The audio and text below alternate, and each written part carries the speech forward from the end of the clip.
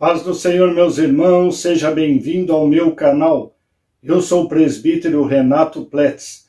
No vídeo de hoje estarei lecionando a lição de número 10 das lições bíblicas editados pela CPAD. Então, irmãos, vamos à lição de hoje, lição de número 10. O tema da nossa lição de hoje é a sutileza contra a prática da mordomia cristã. O texto áureo: e Abraão deu-lhe o dízimo de tudo. Gênesis capítulo 14, versículo 20. Verdade prática: contribuir financeiramente para a obra de Deus é mais que um dever, é um privilégio. É a expressão de gratidão ao Pai por todas as suas bênçãos dispensadas. Leitura bíblica em classe, Gênesis capítulo 14, versículo 17 ao 20. E o rei de Sodoma saiu-lhes ao encontro, depois que voltou de ferir a Quedorlaomer, e aos reis que estavam com ele, no vale de Savé, que é o vale do rei. E Melquisedeque, rei de Salém, trouxe pão e vinho, e este era sacerdote do Deus Altíssimo, e abençoou, e disse: Bendito seja Abraão do Deus Altíssimo, o possuidor dos céus e da terra, e bendito seja o Deus Altíssimo, que entregou os teus inimigos nas tuas mãos, e deu-lhe o dízimo de tudo. Introdução. Nessa lição abordaremos a doutrina bíblica da mordomia cristã.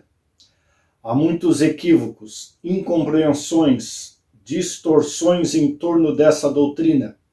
Isso tem feito com que ela tenha sido maliciosamente rejeitada e combatida por parte de muitos. Em primeiro lugar, deve ser observado que a mordomia aqui tem o sentido de administrar bem o que Deus nos deu, e não os privilégios vividos indevidamente por alguém.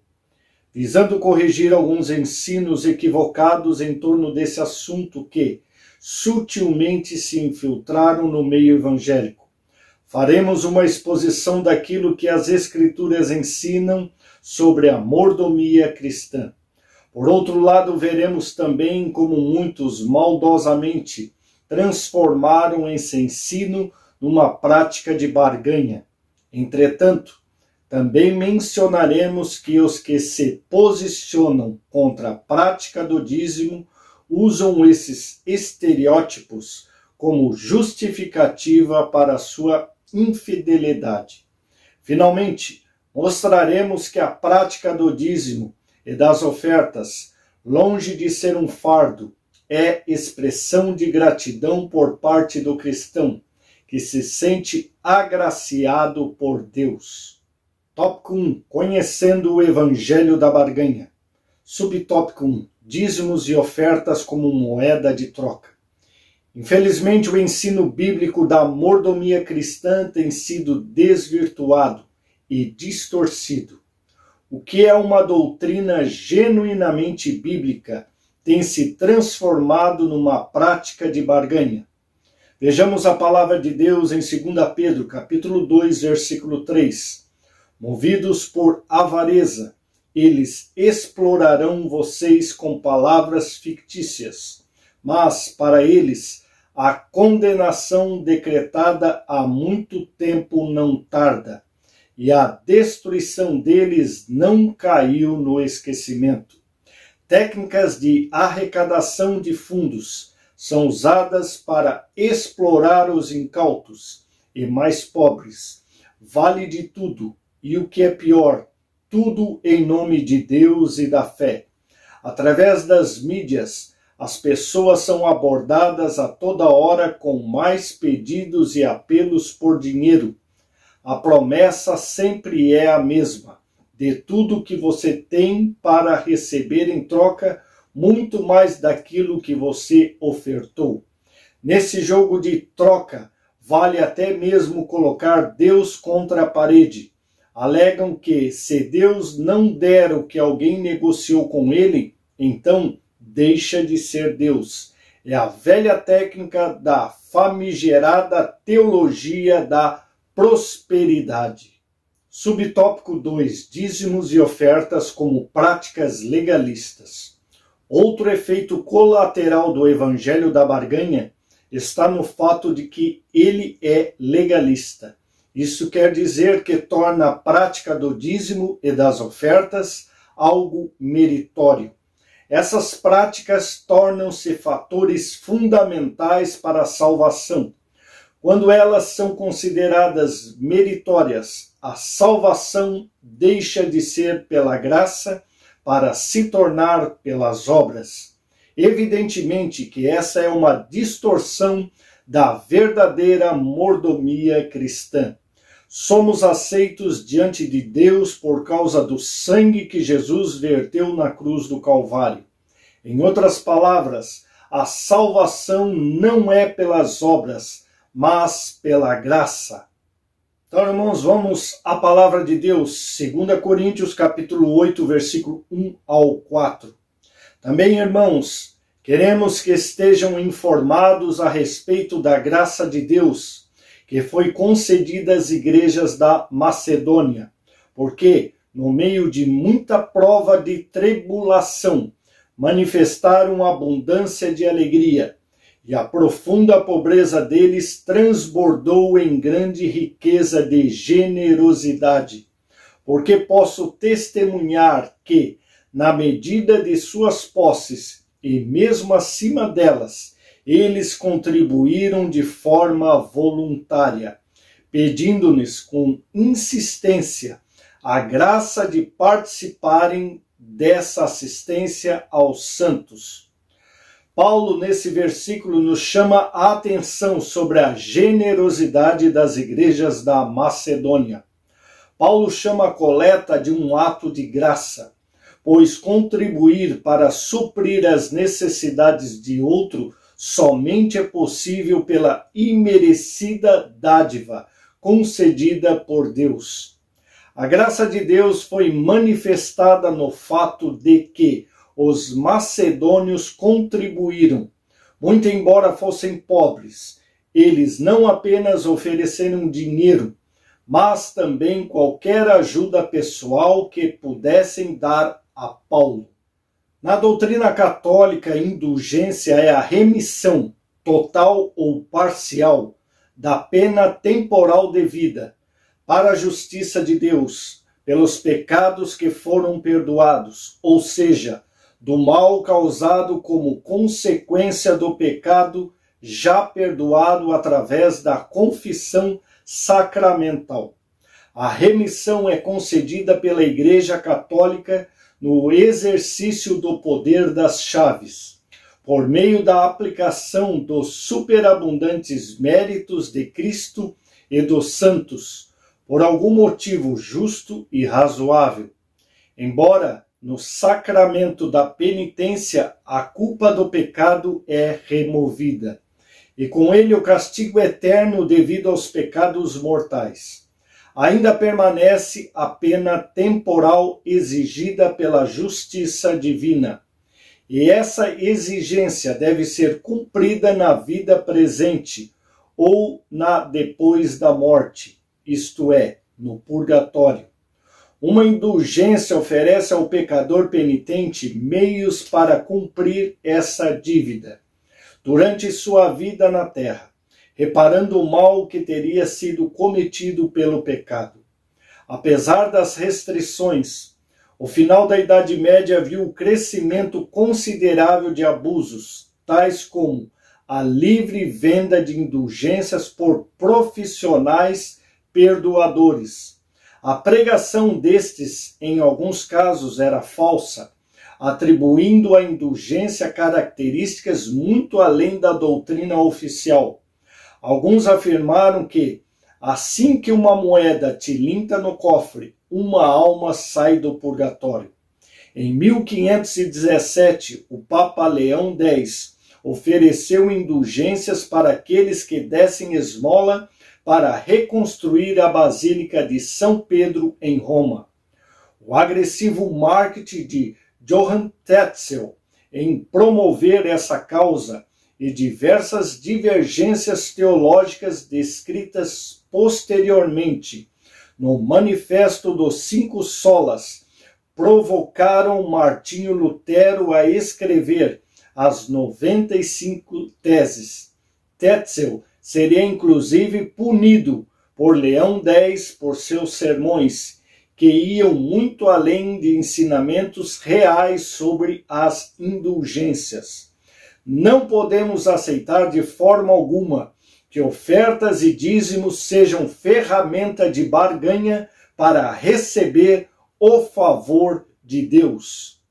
Tópico 2. A doutrina bíblica do dízimo sob ataque. Subtópico 1. O dízimo era uma prática da lei. Muitos se aproveitam daquilo que os maus obreiros ensinam e praticam sobre o dízimo, para se eximirem desse dever cristão. A alegação mais comum, dentre muitas outras que existem, é que a prática do dízimo era um preceito mosaico. Nesse caso, por viver na nova aliança, o cristão estaria desobrigado de praticá-lo. Como vimos na leitura em classe, a prática do dízimo antecede a lei de Moisés. Abraão deu o dízimo de tudo o que tinha. Tinha centenas de anos antes da lei.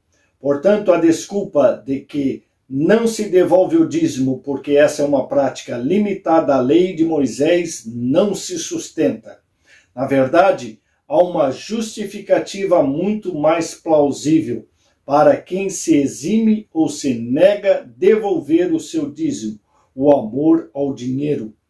Geralmente as pessoas que criam obstáculos ou desculpas para entregar seus dízimos, quando esse é um ensinamento oficial de sua igreja, assim agem por conta de terem sido más discipuladas ou porque são extremamente apegadas aos bens materiais.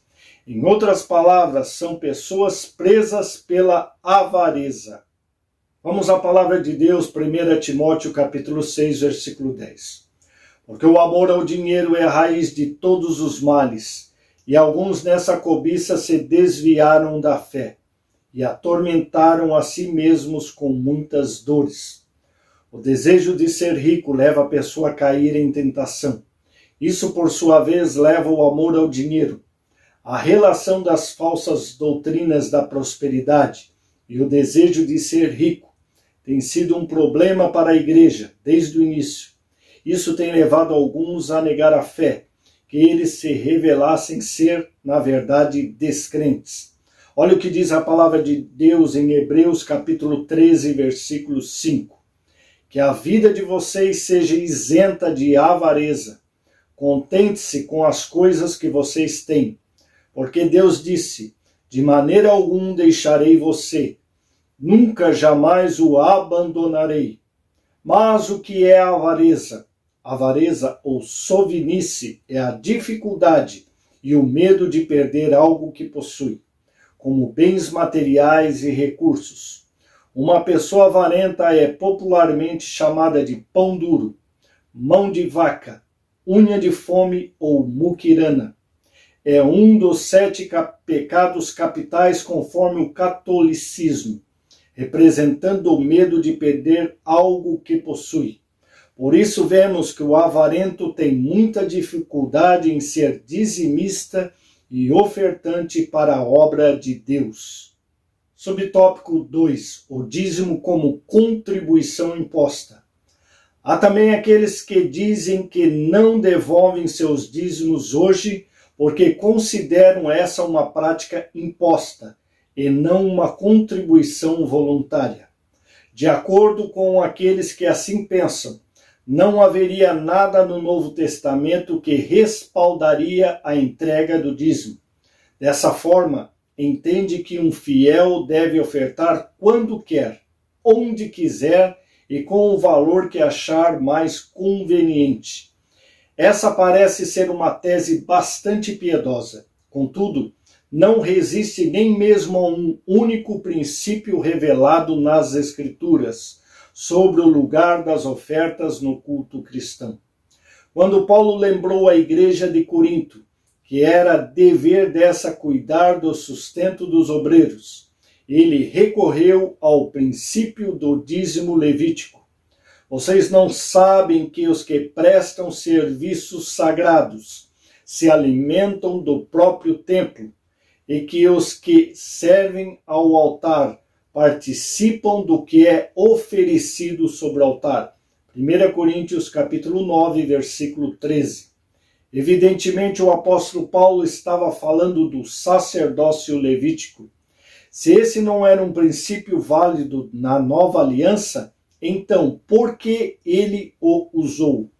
Como viveria hoje um obreiro que fosse mantido por um crente que esporadicamente devolvesse seus dízimos e ofertas?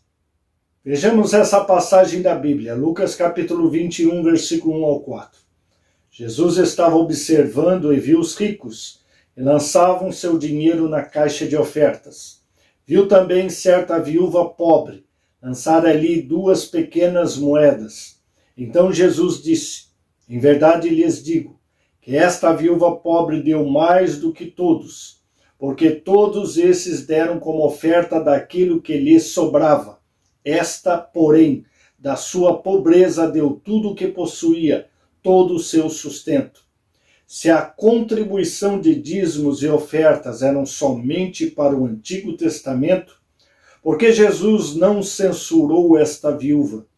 O ponto central dessa passagem não é que Deus mede ofertas pela quantidade, e sim com base no sacrifício que está por trás delas e na sinceridade do coração que a deu. Por isso, não devemos ofertar pensando em receber algo em troca, mas sermos gratos a Deus, pois tudo é dele. Tópico 3. A doutrina bíblica da mordomia cristã. Subtópico 1. Deus, o Criador e Provedor. O primeiro princípio básico da doutrina da mordomia bíblica está no fato de que Deus é o Criador e o provedor de tudo. Salmo 24, verso 1 diz: do Senhor é a terra e a sua plenitude, o mundo e aqueles que nele habitam. Atos capítulo 17, versículo 24: o Deus que fez o mundo e tudo o que nele há, sendo Senhor do céu e da terra. Tudo o que existe no mundo, incluindo todas as suas riquezas, foi criado por Deus. Tudo de bom que existe provém dele. É Deus, portanto, a fonte de toda e qualquer riqueza que, porventura, o homem venha a possuir. Esse princípio é claramente ensinado por Moisés. Lembre-se do Senhor seu Deus, porque é Ele quem lhes dá força para conseguir riquezas. Deuteronômio capítulo 8, versículo 18. Assim o sábio Salomão sabia que a bênção do Senhor é que enriquece.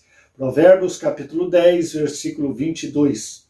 Ser dizimista e ofertante nada mais é do que reconhecer o Senhor como a fonte provedora de tudo.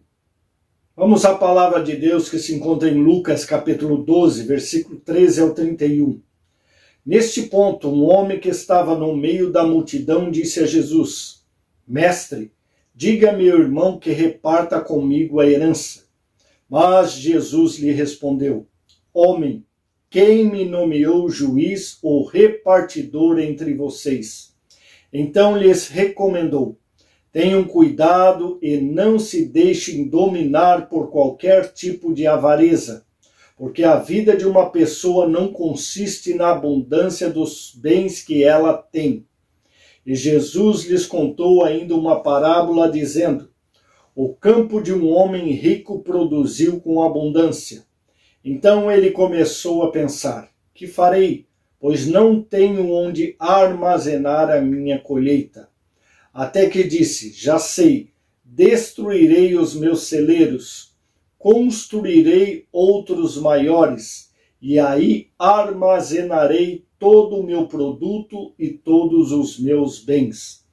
Então direi à minha alma: Você tem em depósito muitos bens para muitos anos. Descanse, coma, beba e aproveite a vida. Mas Deus lhe disse: louco, esta noite lhe pedirão a sua alma, e o que você tem preparado, para quem será? Assim é o que ajunta tesouro para si mesmo, mas não é rico para com Deus. A seguir, Jesus se dirigiu aos seus discípulos, dizendo: por isso, digo a vocês, não se preocupem com a sua vida, com ao que irão comer, nem o corpo, quanto ao que irão vestir. Porque a vida é mais do que o alimento, e o corpo mais do que as roupas. Observem os corvos, que não semeiam, não colhem, não têm despensa nem celeiros. Contudo, Deus os sustenta. Vocês valem muito mais do que as aves. Quem de vocês, por mais que se preocupe, pode acrescentar um côvado ao curso da sua vida? Portanto, se não podem fazer nada quanto às coisas mínimas, por que se preocupam com as outras? Observem como crescem os lírios, eles não trabalham, nem fiam. Eu, porém, afirmo a vocês que nem Salomão, em toda a sua glória, se vestiu como qualquer um deles. Ora, se Deus veste assim a erva que hoje está no campo e amanhã é lançada no forno, muito mais fará por vocês, homens de pequena fé. Portanto, não fiquem perguntando o que irão comer ou beber, e não fiquem preocupados com isso, porque os gentios de todo o mundo é que procuram estas coisas. Mas o Pai de vocês sabe que vocês precisam delas. Busquem, antes de tudo, o seu reino, e estas coisas lhes serão acrescentadas. Quantas pessoas que acham que são donas de algo como casa, carro, fazenda ou empresas? Mas lhe pergunto, de quem vai ser tudo isso depois que essa pessoa morrer?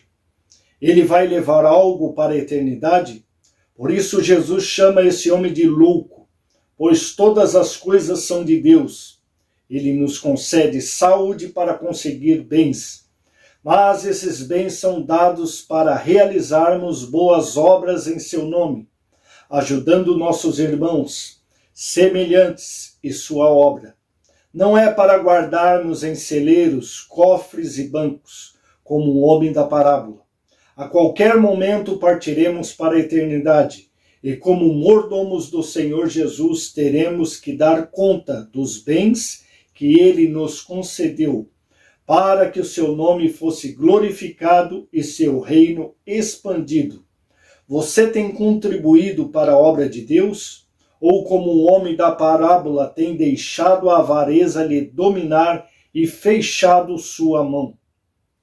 Subtópico número 2. O homem como despenseiro e administrador das coisas de Deus. Outro princípio igualmente importante no que concerne a mordomia cristã está no fato do homem ser despenseiro das coisas que Deus criou. Esse fato já aparece no início da criação, quando Deus criou um jardim e pôs o homem para cuidar dele. Para compreender a mordomia bíblica, faz-se necessário saber que somos despenseiros e administradores daquilo que Deus nos deu. No Novo Testamento, o apóstolo Paulo trata desse assunto na esfera ministerial. E os homens nos considerem como ministros de Cristo e despenseiro dos mistérios de Deus. 1 Coríntios 4:1. Se somos despenseiros, não somos donos. Quando usamos esse princípio para todas as áreas das nossas vidas, experimentamos o cuidado e zelo de Deus.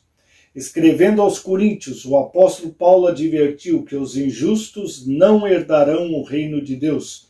1 Coríntios 6:9. Ele põe na lista como sendo injustos, imorais, idólatras, adúlteros, efeminados, homossexuais, ladrões, bêbados e avarentos. 1 Coríntios 6:10. A avareza também é um pecado gravíssimo. o avarento será excluído do céu. O apóstolo advertiu a Timóteo que o amor ao dinheiro é a raiz de todos os males. Olha o que diz a palavra de Deus em Gênesis capítulo 2, versículo 15 ao 17. O Senhor Deus tomou o homem e o colocou no jardim do Éden, para o cultivar e o guardar. E o Senhor Deus ordenou ao homem: de toda a árvore do jardim você pode comer livremente, mas da árvore do conhecimento do bem e do mal você não deve comer, porque no dia em que dela comer, você certamente morrerá. Ao homem foi ordenado comer livremente de toda a árvore do jardim, mas da árvore do conhecimento do bem e do mal era do Senhor Deus, e era proibido que o homem se alimentasse dela. Deus não se alimenta de frutas. Isto era uma prova de fidelidade para Adão e Eva. Ele poderia comer de todas as árvores, menos uma. Mas como muitos hoje em dia que estão comendo a parte do Senhor, Adão e Eva comeram da árvore do conhecimento do bem e do mal e trouxeram maldições para si.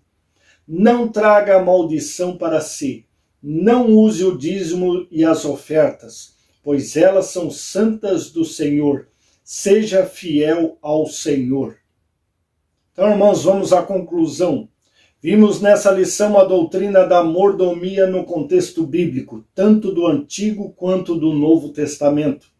Vimos que a doutrina da mordomia é bíblica e, como tal, deve ser exercida por cada crente fiel a Deus. Dentro desse contexto, mostramos que a prática do dízimo e das ofertas é fundamentada em princípios bíblicos imutáveis e, como tal, deve ser observada e obedecida pelo crente que é fiel a Deus e que sente gratidão por tudo aquilo que Deus fez por ele. Entregar o dízimo e ofertar na obra de Deus são privilégios dispensados aos que são membros do corpo de Cristo. Então eu já quero te agradecer por você acompanhar essa aula até o final. Já te convido para a semana que vem nós estudarmos a lição de número 11, a sutileza das mídias sociais. Então eu quero te agradecer por você ter assistido mais esta aula. Não esqueça de deixar o seu like, o seu comentário, de se inscrever no nosso canal e compartilhar nas suas redes sociais, para que o reino de Deus venha a ser pregado e ensinado através dessas lições bíblicas. Que Deus abençoe os seus estudos e até a próxima aula, se o nosso Deus assim nos permitir. Você tem gostado do conteúdo do nosso canal e quer ajudar o canal a crescer? Você pode ajudar clicando no botão Valeu.